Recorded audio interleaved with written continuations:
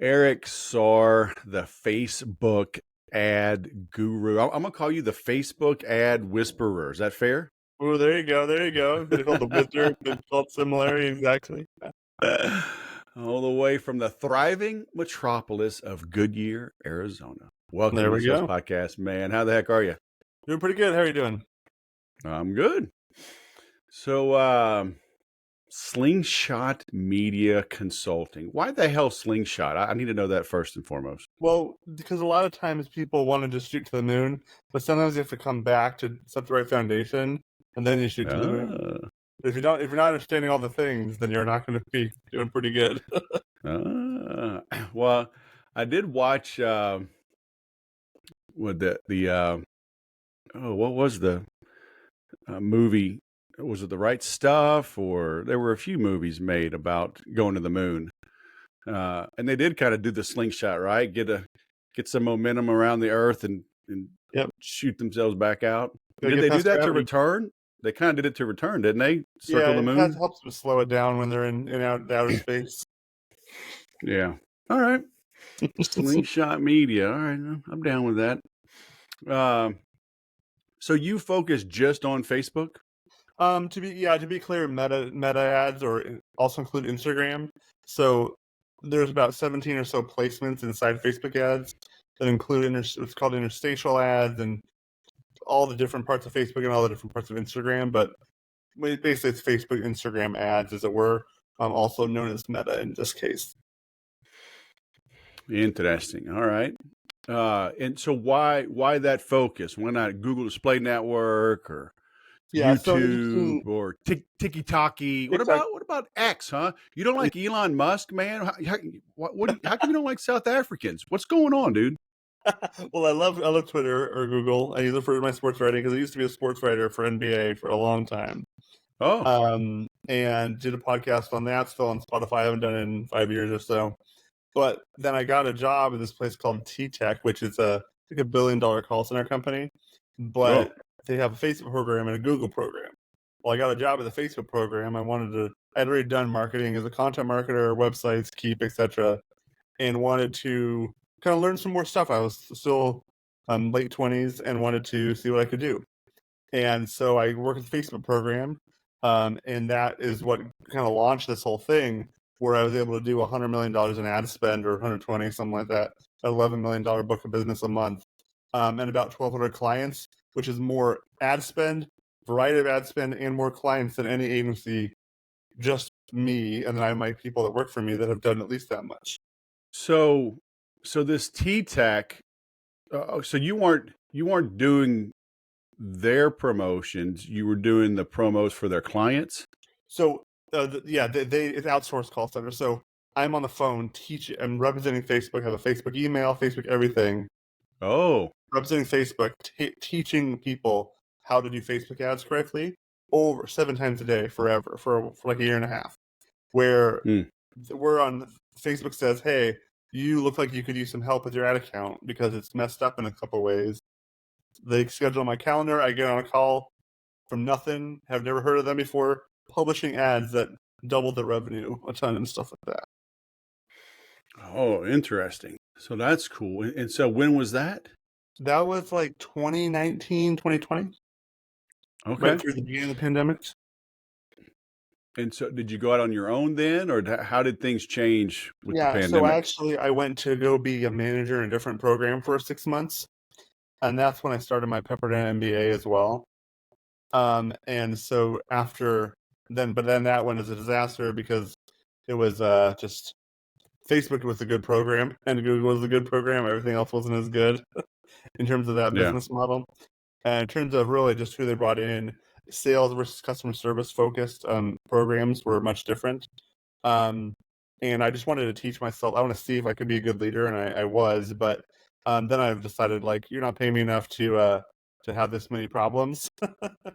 And I was like, Yeah. I'm gonna go get paid this much for 1/10 of the work. So I'm gonna go do that while I go finish my MBA, which I did for the next couple of years. Oh, so you hung a shingle on your own, and was doing an MBA. So that's Yeah. Was that wise? Was that scary? Did you have a big runway?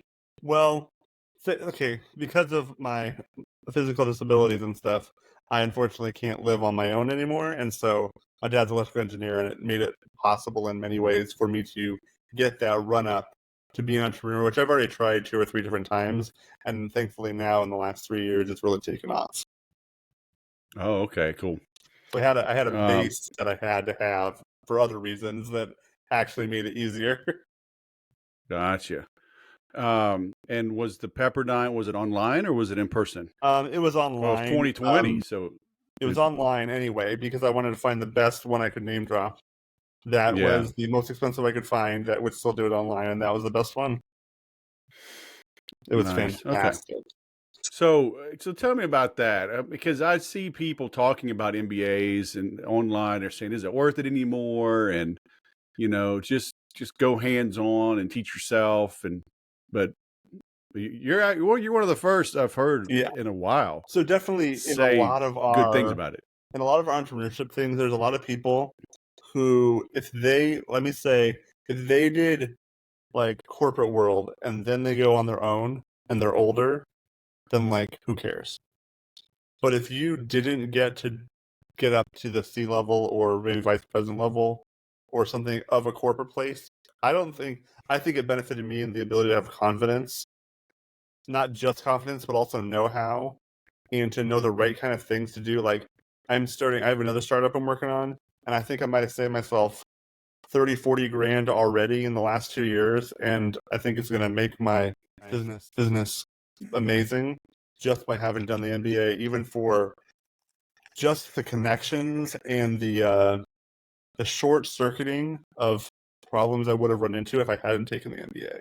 But I know I've Right. heard several people in the entrepreneurship world who are like friends of ours where they're like it's totally completely useless. It's like, well, yeah, it's for me how to run a business than it is necessarily like a qualification that people should work with me. If that makes sense. Gotcha. And so how long did that take? A year and a half, 2 years? Yeah, it's usually a 2 year program. I did it just 2 or 2.5, I think, because the first semester I was doing no, I did August to 2 years ago, next August. So the first year I did one class because I was still working full time, and I started doing so that January of 2021. I was taking econ and accounting, and so I was doing that homework at like 1 o'clock in the morning after work, and I was like, "This is not sustainable," and so I quit. So yeah, it took me about 2 years because it was a lot of work and a lot of stacking of classes. Yeah. So what has changed with Meta in the last 5 years? Yeah, so interesting. So that's an interesting question because one, I hear all the time people saying it's changing every second, and I've heard maybe two significant changes since I left Facebook. Maybe one in 4 years, like that actually matter. Like if you know the fundamentals and the things that you need to understand, then all these other stuff don't really throw you at all, which is just really beneficial to me because people always think they're getting thrown all the time. And really, it's just about some tracking stuff. Most importantly, is the Apple. So Apple's trying to kind of, as they say, kneecap Facebook as much as it can. So basically, haven't talked about this in a while. It's been a while. They've basically taken away the ability for Facebook to be able to track Apple phones. So, for instance, I had a client that did some stuff, and they saw about 600 of the 600 extra clicks that turned into sales or did things on their website from the back end that Facebook had no knowledge of, despite them being shown an ad and it converting. Hmm. And so it means that Facebook's going to undersell the metrics without knowing it. Like everybody thinks Facebook oversells the metrics because Facebook has the attribution as 1 day click, 7 day view, I believe, or the other way around. I always forget, but basically it has to take attribution for being part of the chain of events that causes a sale or a lead or whatever the case is. And a lot of times people in their back end or whatever, and it's an affiliate offer, it's something else, and then they think that Facebook had nothing to do with it. Facebook had to have something to do with it. Otherwise, Facebook wouldn't try to attribute it, even if you don't think it did a good enough job making that sale for you, and you did it yourself or affiliates or whoever the case is. So it's always interesting because it feels like they over perform or over promise, and really they're under promising because Apple can't be tracked in many ways. Mm, That's really the interesting. only change. So, man, yeah, I mean, Apple's got a big part of the market. So, Well, only thing is 25%, 30%. well, you say only, that's big. Yeah, but 75% of them are Android, right? Okay. Um, but I've seen numbers also, though, that Apple users tend to be more affluent, like higher income, spend more money. So, I mean, do you have to take that into account? How do you Kind of, take but that into account? it's more of how you approach analytics because you're still showing ads to those people and they're still converting. You just can't see that they're converting. So that's why people use these other third-party tracking sites that are able to do some API kind of stuff. But I haven't gotten a chance to use as much because they're really expensive, and some of my clients just aren't quite that lucrative in that area. Where they're able to track those Apple people in a different way that's not using Apple or Facebook tracking. What's the run of the mill person going to do, though?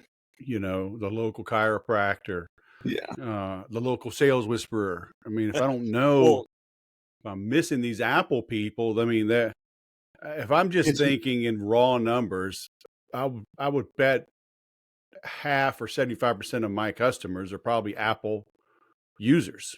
so it actually doesn't matter too much. So let's say you do this. You do a webinar funnel, right? You do Facebook lead forms, native Facebook lead forms, and you keep to do a webinar, right? Especially if you're Okay. doing Facebook lead forms, you don't need to track the Facebook person because by the definition of them filling out a form, you get their information, push it in, you check your metrics, you check your attendance, your show up rate, your attendance rate, your buy rate, and you're good to go. Yeah. Right. So the only problem is if you're doing e-commerce and a huge percentage are Apple, and you don't have that mindset. Like there's some people who do work with me that just like I teach them how to understand this.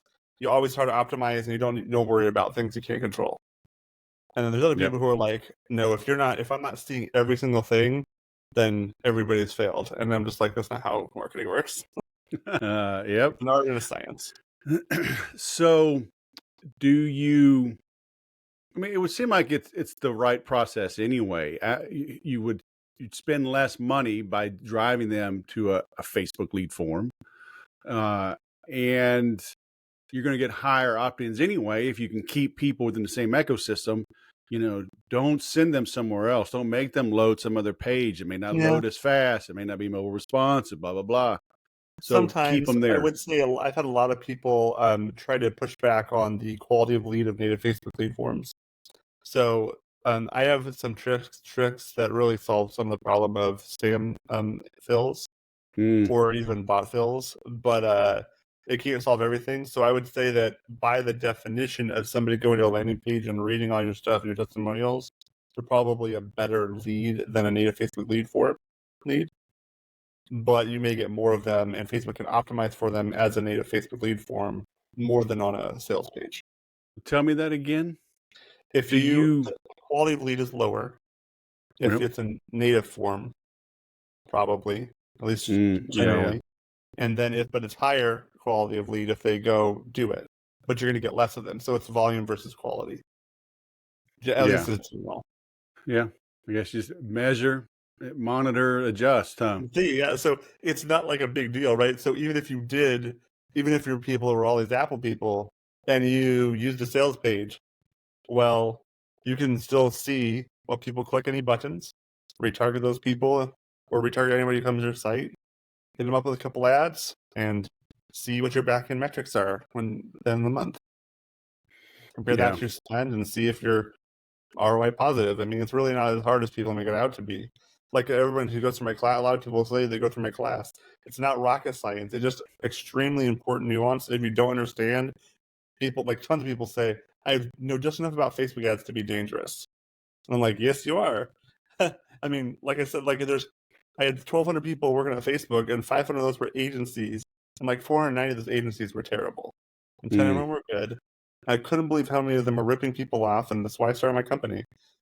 Because these people, they were. I heard a horror story a couple, maybe a month ago, where someone had heard of an agency that was so afraid to give access to their client because they were ripping them off by how little they were doing or understood and how much they were charging. yeah. It's ridiculous. Why I have my Yeah. company? I'm here to empower people.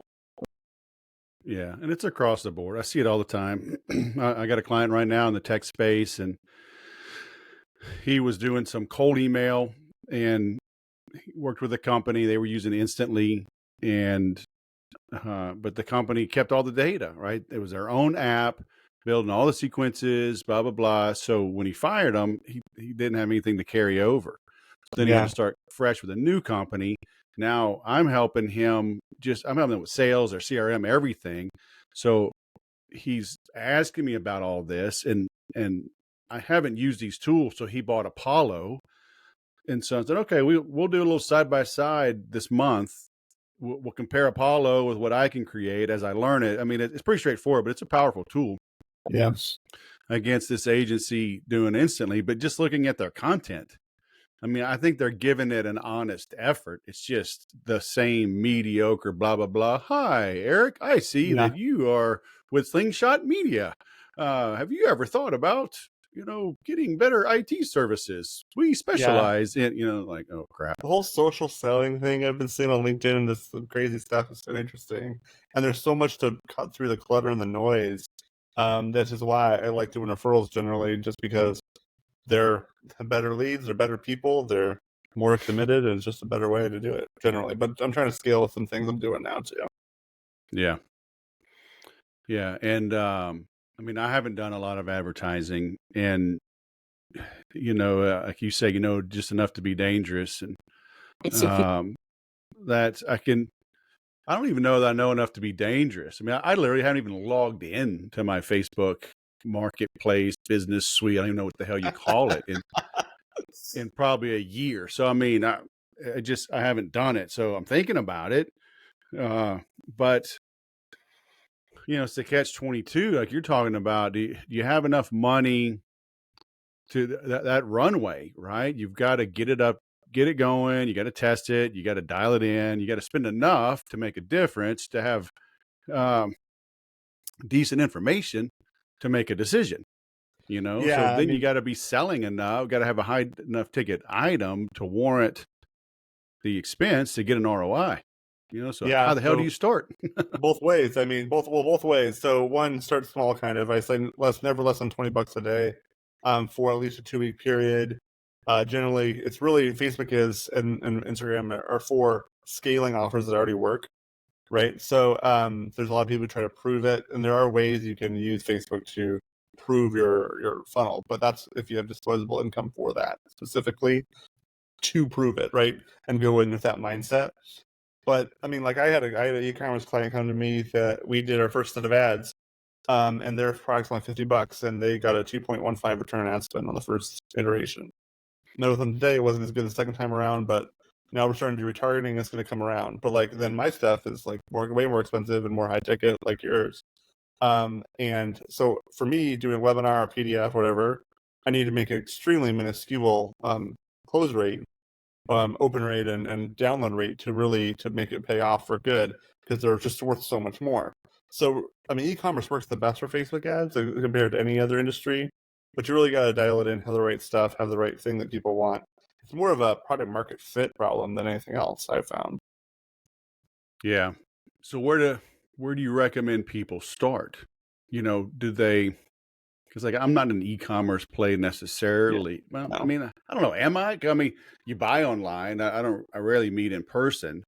Am I no, you're considered you're an the e? webinar funnel kind of guy. You're the video views. Yeah. You're like, Yeah. I do mean, you like what yeah, I I'm have to not selling say? widgets. Yeah. Do you have like what I say? Do you Can you buy into the value prop and you close them on a call like I do? Yeah. Are you seeing webinars still effective? Yeah, I just did some for a doctor. He I think I told you this before, but he his back end didn't follow through, so I don't know like how many of these closed.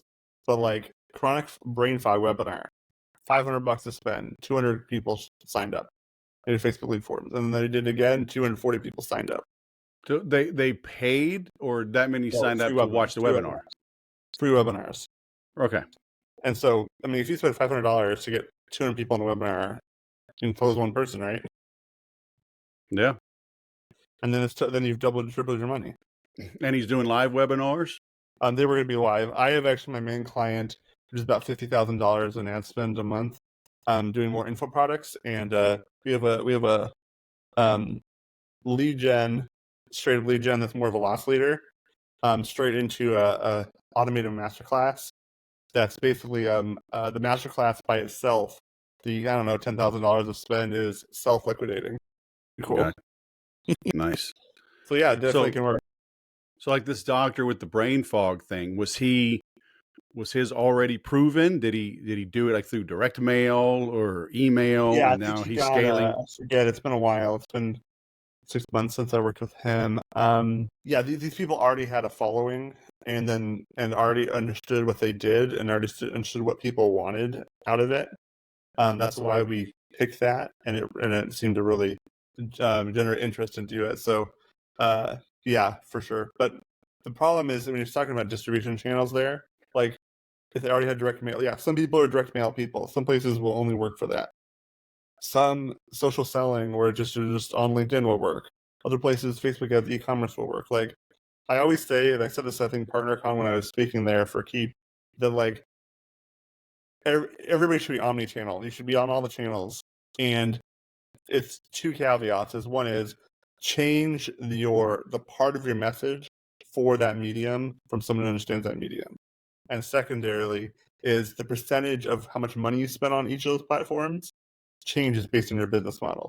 The famous one I always say is if you're a plumber, you should be spending at least 80% of your money on Google search ads and not Facebook. Because you need emergency people who are in your area right now buying. If you're selling clothes, you should be on Facebook because they sell like nothing. They sell so fast. I mean, people are doing insane amounts of money on there and scaling. Yeah. But isn't there a lot of competition, or is there just enough bandwidth you can still stand out? I believe you. I believe you can. It's about really capturing the attention, and you do your ads well. You do have your creative done well, and your messaging. But I mean, people say. I mean, I gave tons of people back even 5 years ago, and now their best Black Friday ever, best month ever, etc. Like selling random stuff. Gotcha. But it's, how do you help like this guy with webinars? Let's say he's got a good ad, but then he's crappy at delivering a webinar. How do you know if it's a good webinar? Do you get into that? Because they're going to come back to you and go, Facebook doesn't work. See, you got us all the wrong people. I'm like, yeah. well, your So there's delivery a lot of sucked. parts to it that's wrong. Typically, at least the way I work now, so far is my programs are more educational, and I'm going to teach you to fish for yourself. So I typically don't get around long enough for that to be a problem. But I totally understand, and I would love to actually help with that, people. And if I could consult and do stuff for them, that's people wanted that'd be good. Typically, though, they're coming to me because they're like, we have an agency. We don't like someone just came to me. They're spending $20,000 a month on a Facebook email and Google agency, and was getting a good return. But now they're working with my guy, and they're loving it. They're able to do it themselves. They're going to save so much money, and they're going to be able to empower themselves, not have all the bottlenecks of time and transparency.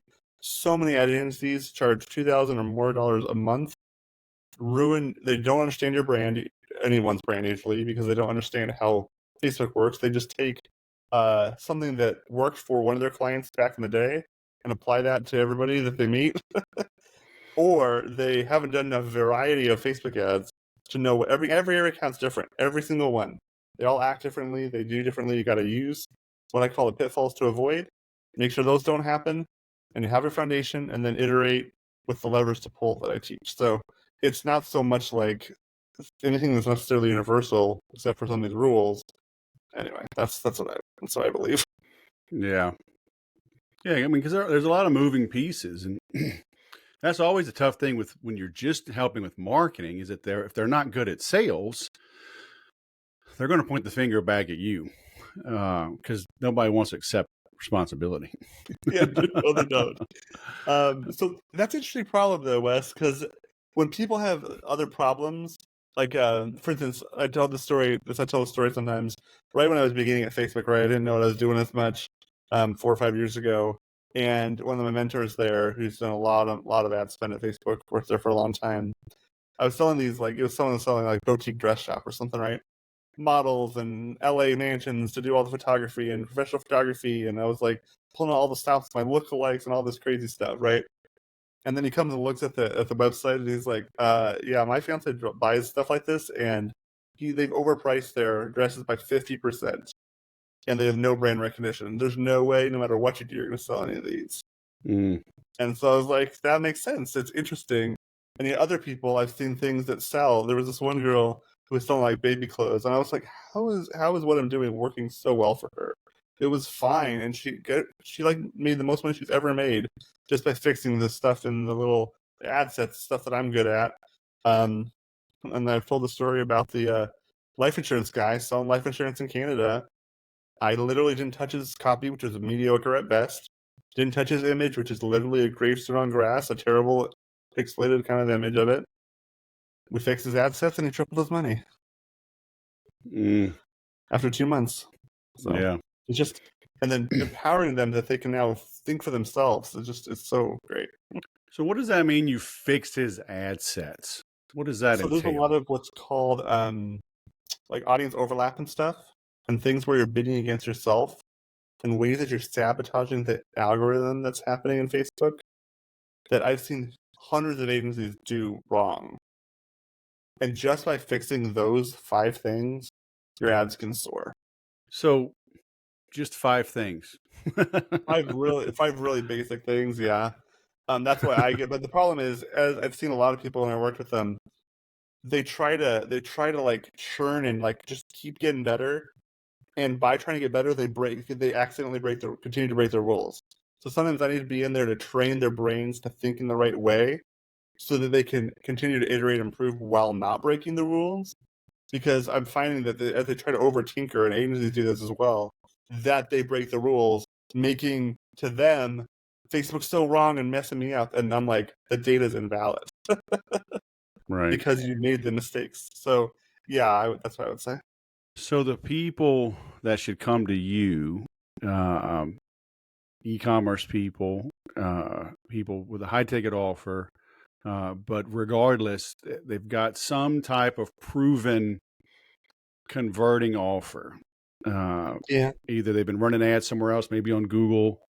They've got a list that's been converting, whatever, direct mail, email. But now it's time to ramp it up. Or even better is someone who's been doing it already, but has been an agency that's bringing like an anchor on them, and they're tired of it and they want to bring it in a house. We can make that process so easy. It's 3 months and never pay anyone ever again. Oh, And you'll have gotcha. so much more confidence. Right. So can you train their marketing team or help them onboard somebody? Like, how does that Yeah. work? So typically we have someone that they trust already that's like a marketing assistant generally. I've done entire marketing teams before. I've done one other person. Oftentimes the owner is on at least the first couple calls as we switch the paradigm for them and help them understand how to run ads in a smarter way. And then we work with the marketing team to iterate on that and get all the detailed minutia down so that they can feel confident. Everyone goes from fear to confidence that they put in the work. Mm-hmm. And the cool thing is, it only takes 4 hours a month of work apart from graphic design once you know what the nuances. And I find so many agencies over tinker, trying to prove their worth, doing things that are completely unnecessary and actually oftentimes unhelpful in trying to prove their worth to their client. And the agency has no idea. That's why I worked up this thing I'm working on. It's a lead magnet, but really it's a agency checklist. Is your agency doing these things or not doing these things? Let's help you understand if they're ripping you off, kind of. And even if they're well intentioned, I'm just saying, like, there's a lot of people who don't need the agency, even though they think they do. So that's interesting because I'll click on people just to see what they're doing, and there's a lady that sells to attorneys, and Yeah. now I'm retargeted everywhere, Instagram and Facebook, and she has a crap ton of ads. Most of them are videos, and they're good videos. And she's just talking. It feels very natural, Yeah. versus some overproduced thing. Yeah. Um, is that overkill? And it depends on how much these people are worth to her, right? So, Yeah, like, they're pretty high ticket, but when you say 4 hours other than graphics, I mean, this lady, I mean, if I had to guess, I've seen 8 at least different videos. Can she run those for a long time? Because don't you get ad fatigue? And it's like, oh, never well, mind. there's ad Do you have fatigue every 2 months, but if you start the ad over, you can start it with the same creative and it'd be fine sometimes. right? So she could get a whole year's out of just those videos she did in 1 hour or 2 hours. Okay. So what I'm talking So about is the ad they're management is 4 hours a month. they're good for 60 days. 'Cause I've heard 30 days. I've heard 60. I've heard, 2.5 months is what I've heard is ad fatigue. In a currently running ad, like if you just leave it on for 2.5 months, then it's probably not going to work much. Okay. Most of my people, though, I have them do 2 to 4 week tests on things because it's going to take 6 months, maybe to a year, to really iterate yourself out and have tested all the different things for your ad account.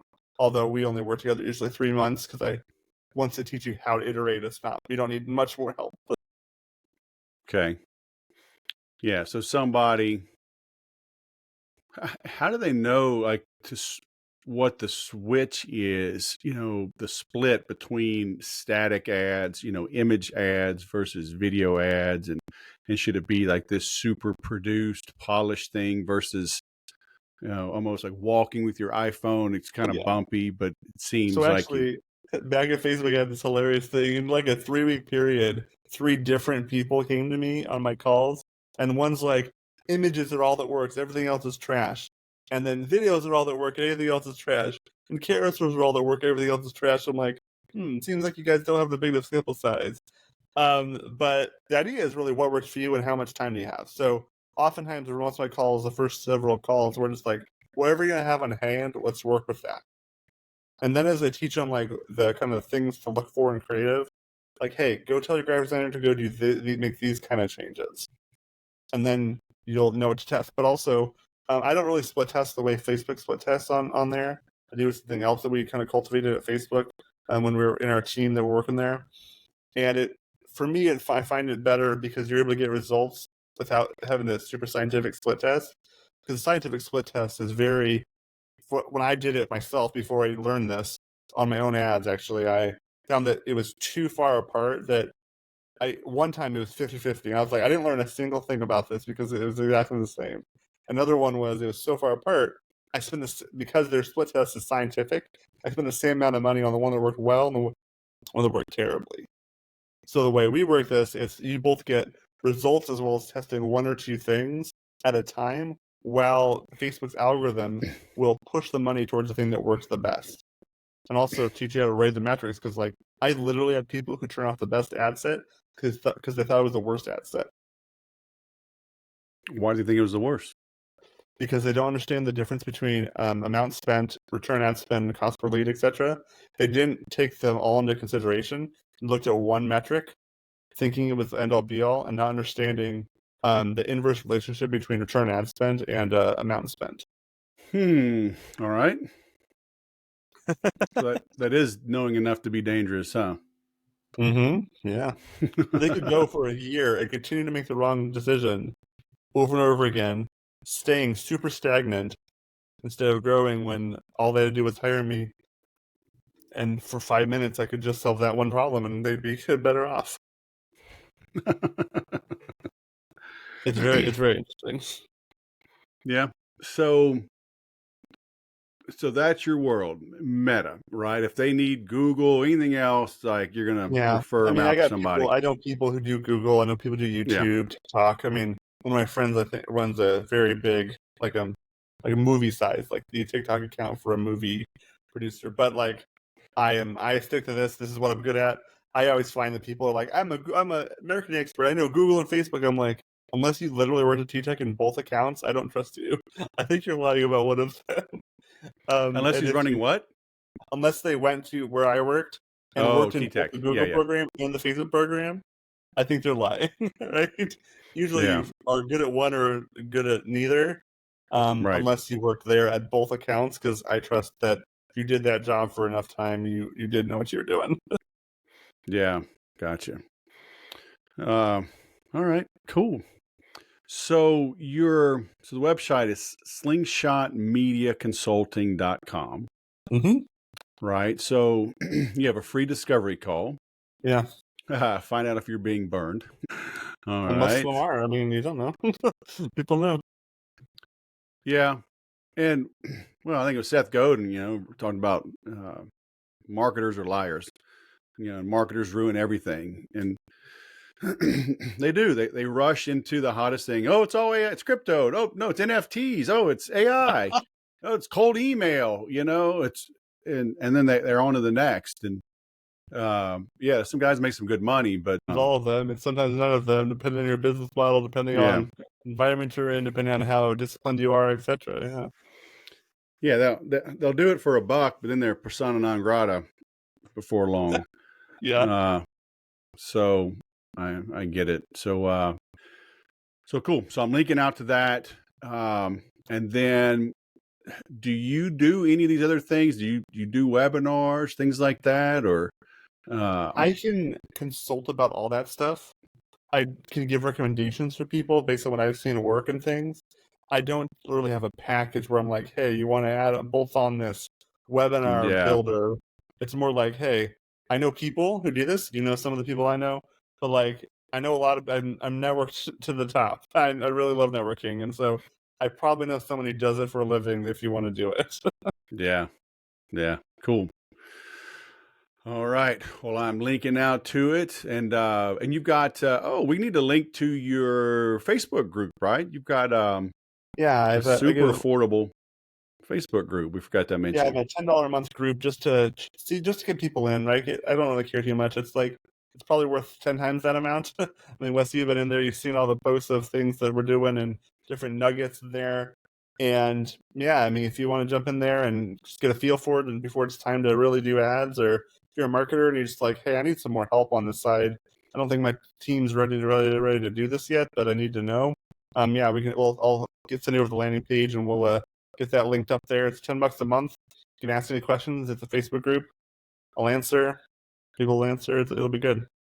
Yeah, so I just grabbed that link, but it's Eric Oh yeah. Saar's. It's Saar. Eric Saar's paid Facebook Yeah. Just ads no S membership at the group. end. Eric Sar. Yeah. Or SARS. Yeah. Mine. Yeah. Yeah, apostrophe. Well, do So you have the landing page for the payment, or do you have just the Facebook group? oh, I that's don't think. just their group. Okay, yeah. Yeah, Where I'll should I have to get send the them? landing page. Okay, so that'll be in the show notes, everybody, and it's on the blog right up as well. Okay, Yeah. very cool. Well, Eric from the thriving metropolis of Goodyear. Man, I could have stopped in and out of there all the times I drive out to Phoenix. Now I know. There you go. Say hi.